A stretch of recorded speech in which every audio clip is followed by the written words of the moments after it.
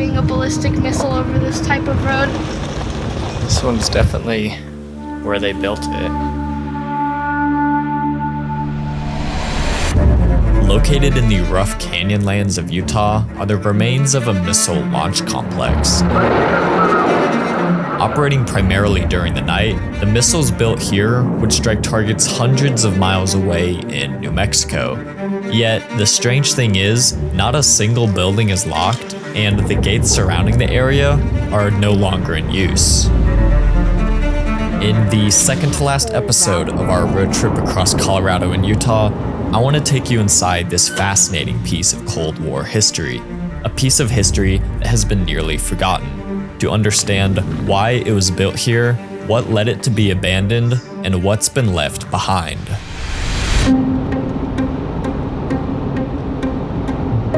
Today we're heading to the town of Green River, Utah. It's where the United States military chose as their testing site for intercontinental ballistic missiles. And so we're gonna go and explore some of these abandoned buildings and try to learn more about what this area is like.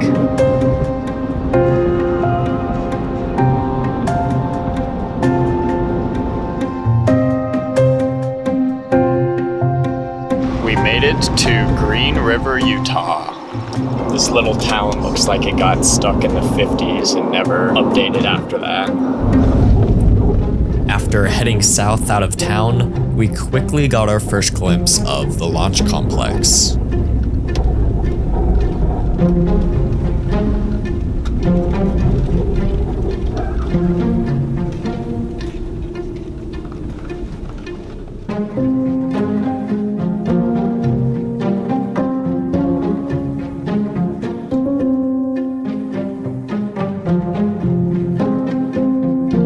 There's actually some deer that are up near the top of the ridge over here, which is interesting. I wasn't really expecting to see deer out here. It just seems so dry and desolate.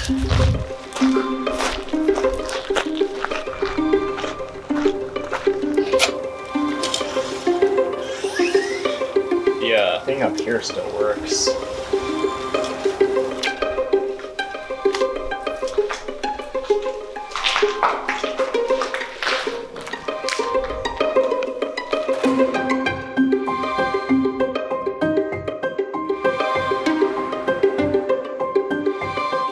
Camo smoke. Fireworks.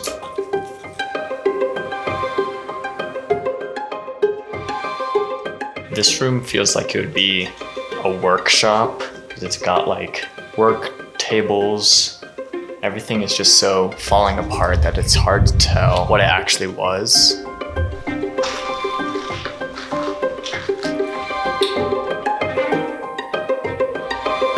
One thing that I find fascinating is that the things that were going on in these buildings were probably not public information, but now, like 50 years later, these buildings are just sitting here for anyone to explore.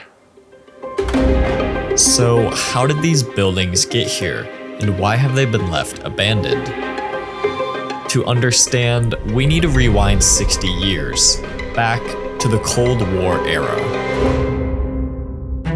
We've been living in the atomic age since 1945. Of course, our first and strongest line of defense lies in what the strategists call the power of deterrence. And in that fact lies the strongest incentive any enemy could have to avoid launching a nuclear war. In the early 1960s, the Air Force began searching for a location to develop scaled-down versions of the intercontinental ballistic missile.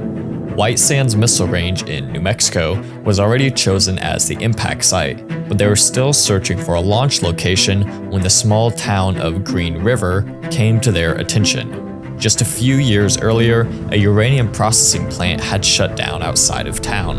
The Air Force believed that the existing infrastructure could be repurposed for assembling and launching missiles. But even more importantly, the area between Green River and the impact site at White Sands was mostly uninhabited desert, meaning they could launch rockets across this area with little risk of injuring anyone. Today, many of the structures still remain, including 2 different launch sites, a meteorology station, radar and tracking facilities, a former tent city, administrative and residential buildings, and of course, the missile assembly area that we've already begun exploring.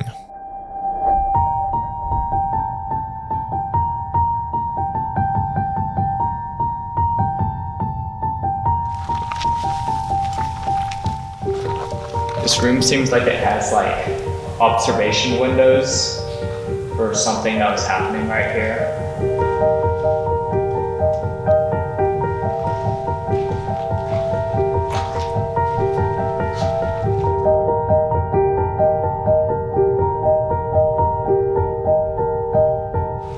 Wow, this one's definitely where they built it.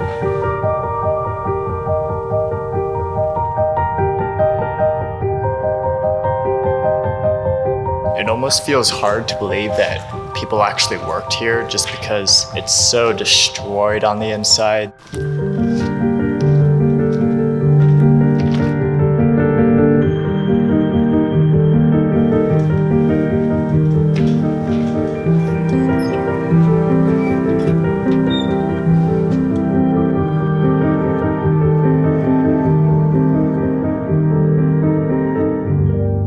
Both the administration and missile assembly buildings are fairly close to the town of Green River, but the actual launch sites, those are out in the middle of the desert. So that's where we're gonna go next and explore that area.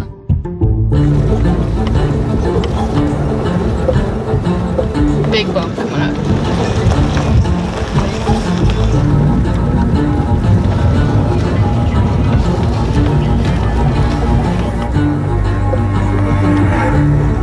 I can't believe that anybody would want to be driving a ballistic missile over this type of road, so I'm gonna assume that they used to be better.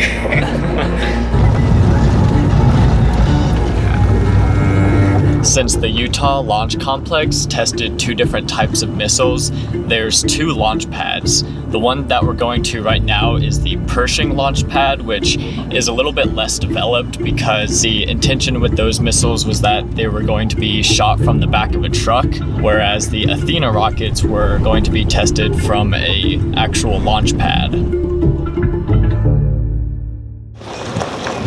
We got out of the car and are walking the rest of the way to the launch pad.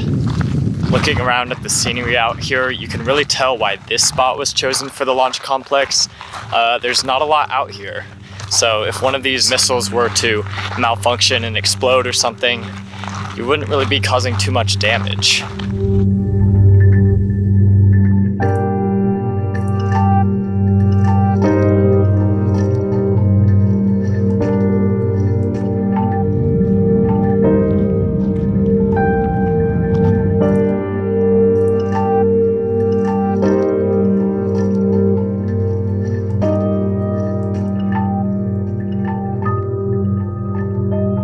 This side of the bunker is just completely fallen apart. Nobody comes out here to check on these things. Just get destroyed by erosion and nature.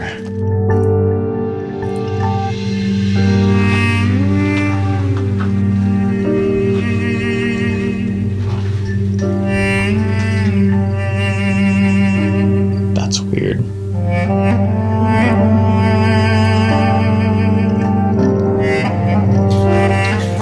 Here's some benches. You can tell that this is pretty much just a bunker because they would have been testing the rockets from the back of a truck, so they didn't really need like a launch pad. They just needed something to protect themselves when the missiles were fired.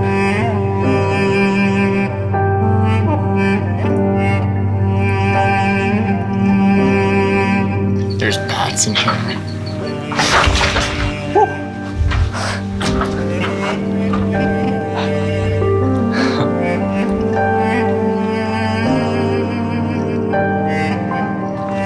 Love to show you some more of what's inside that bunker, but since there's bats in there, I don't really want to disturb them. So I think we'll go to the Athena Launch Complex next, which it's not a bunker, it's an actual building, so we shouldn't have to worry about bats there.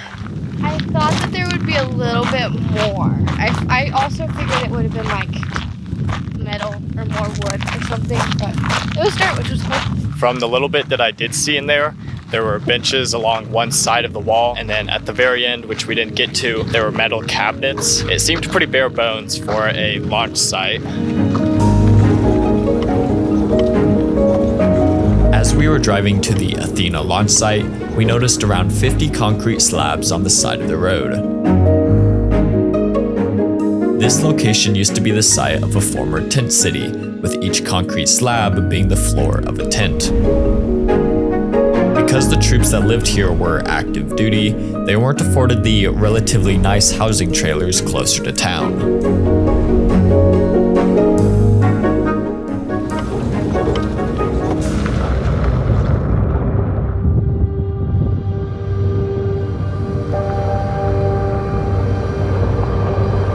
You can see all these electrical lines heading straight up to where the old Athena launch site was at.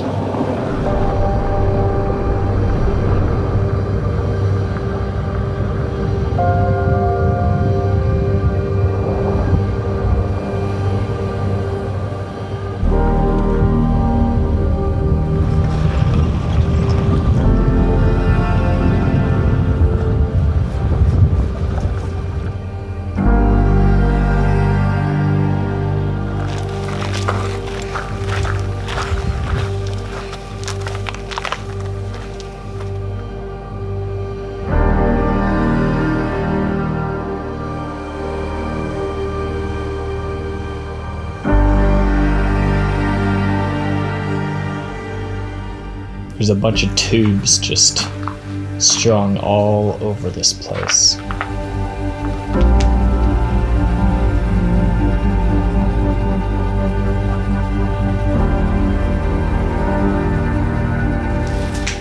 Looks like where they might have put electrical stuff in, and then they have wires coming down through here.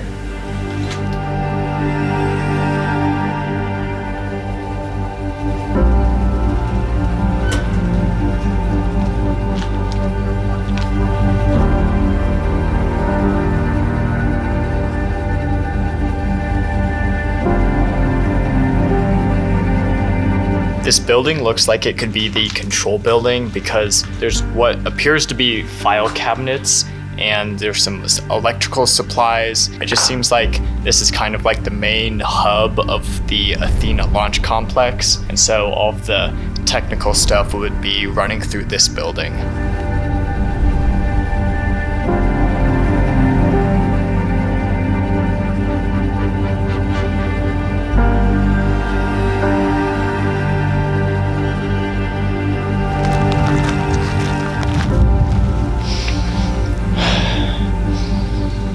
What's that smell? I wouldn't say it's a bad smell. It almost kind of smells like cake or something.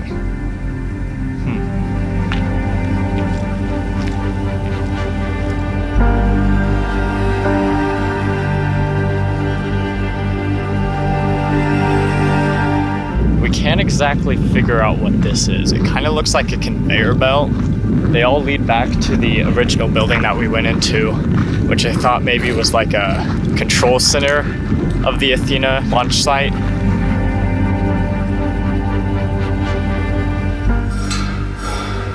Well, they don't rotate. I really don't have any idea what this would be. I think my next best guess would maybe be like electrical wires or something would be running through these, but I just don't know why they would need to be enshrouded in a metal case like this, and such a big one too.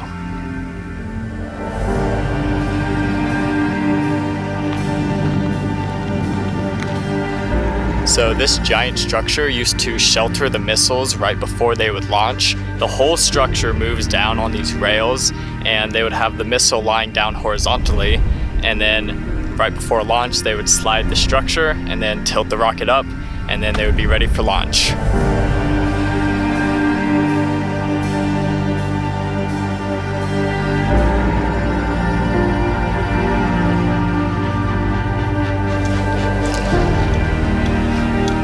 I can't move it.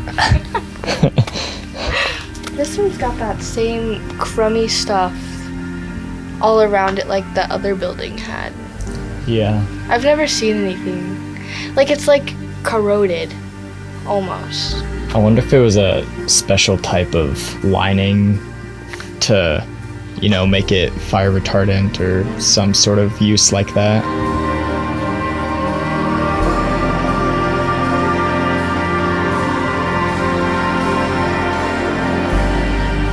Throughout its 11 years in operation, the Green River Launch Complex fired over 240 missiles, helping to provide the government with crucial information about missile technology. Seems sturdy. That's good. However, as the US and Soviet Union began placing limits on the development of ballistic missiles in the 70s, the need for a launch complex at Green River slowly vanished. The last missile was fired in 1975, and the base was officially deactivated in 1983. There's nothing out here.